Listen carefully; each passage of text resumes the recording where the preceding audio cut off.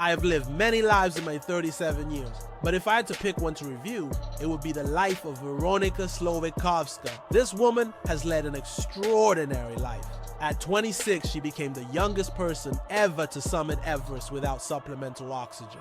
A few years later, she gave birth to a baby girl and then got pregnant again, which she didn't plan on doing. She had 2 abortions after that.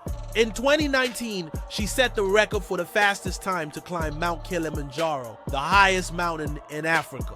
And in 2021, she became the first person to climb Mount Elbrus in Russia without any climbing experience whatsoever.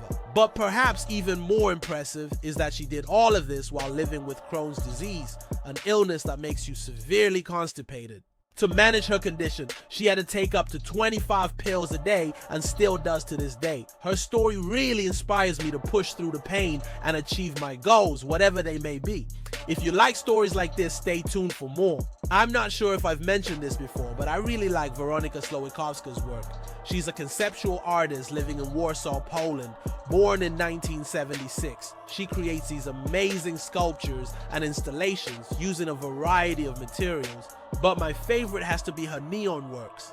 This is the sculpture that I have in my studio. It's called You Are the Horizon. It's 2018. It's a neon sculpture, but it's actually a photograph of a real-life installation that she did at the Zakata National Gallery in Warsaw. Another piece that I really like is called Notes for a Journey.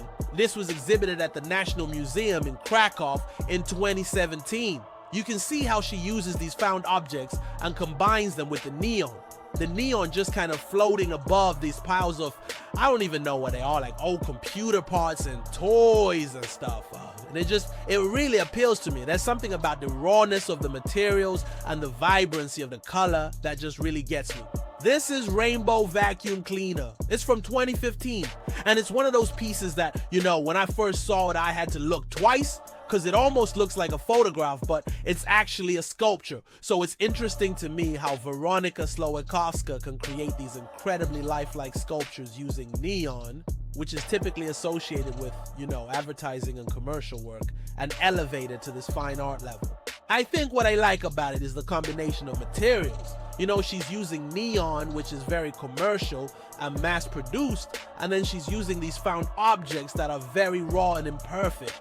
And it's just this nice contrast between the two. Here's a video of her Forest for a Day installation that she did in 2015.